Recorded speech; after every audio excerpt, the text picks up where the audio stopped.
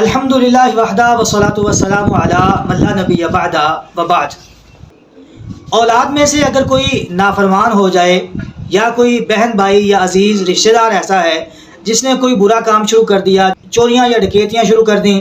یا کسی نے ایسی جگہ شادی کر لی جہاں تعلق بنانا یا شادی کرنا ہمیں اپنے فیملی سٹیٹس کے خلاف لگتا ہے، یا کسی نے کوئی ایسا پروفیشن اختیار کر لیا جو ہمیں سوٹ نہیں کرتا یا ہمیں غلط محسوس ہوتا ہے یا شریعت کی نظر میں برا ہے، یا کوئی بھی اور ایسا کام کر لیا جو ہماری نظر میں ٹھیک نہیں، کسی نے کوئی مسلک تبدیل کر لیا، علاقہ کوئی ایسا اختیار کر لیا جو ہمیں اچھا نہیں لگتا، تو اس شخص کے ساتھ ہمارے تعلقات کیسے ہونے چاہیے؟ کیا ہم اس کے ساتھ قطع تعلقی کر لیں یا ہمیں اس کے ساتھ تعلقات رکھنے چاہیے؟ ایسے شخص کے ساتھ تعلقات پہ ہم 4 مختلف پہلوؤں سے غور کریں گے۔ سب سے پہلی غور کرنے والی چیز یہ ہے، کیا ہم اس کے اعمال کے ذمہ دار ہیں؟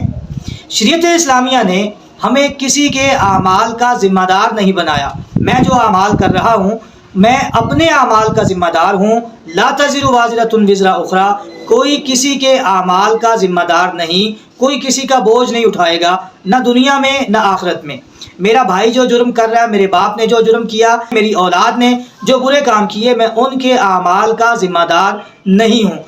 جب تک میں نے کسی کو برا کام سکھایا نہیں، میں نے کسی کو برا کام کرنے کی تلقین نہیں کی، ترغیب نہیں دلائی، اسے ابھارا نہیں ہے، میں اس کے برے کام میں اس کا معاون نہیں، میں نے اس کی مدد نہیں کی، تو میں اس کے اعمال کا ذمہ دار نہیں۔ وہ میرا باپ ہے، میرا بھائی ہے، میرا بیٹا ہے، میرا رشتہ دار ہے، دوست ہے، کوئی بھی ہے، شریعت کی نظر میں میں مجرم نہیں ہوں۔ جس نے جرم کیا ہے وہ مجرم ہے۔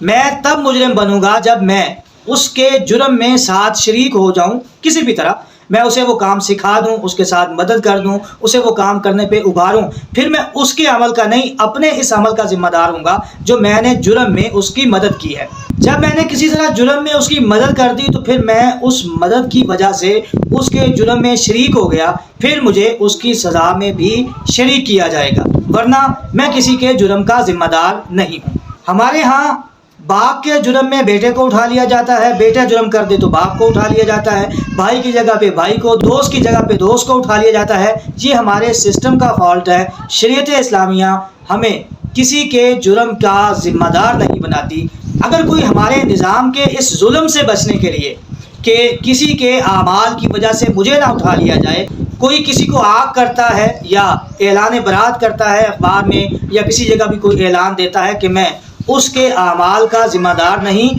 تو یہ بالکل درست ہے، کیونکہ شریعت اسلامیہ نے پہلے ہی ہمیں کسی کے اعمال کا ذمہ دار نہیں بنایا، اور یہاں اعلان کرنے والا صرف یہ کہہ رہا ہے کہ میرا اس کے ساتھ کوئی تعلق نہیں، نہ اس کے ساتھ نہ اس کے برے اعمال کے ساتھ، میں اس کے تمام اعمال سے بری ہوں۔ وہ یہ کام کرتا ہے تو یہ بالکل ٹھیک ہے اور شریعت اسلامیہ کے موافق ہے۔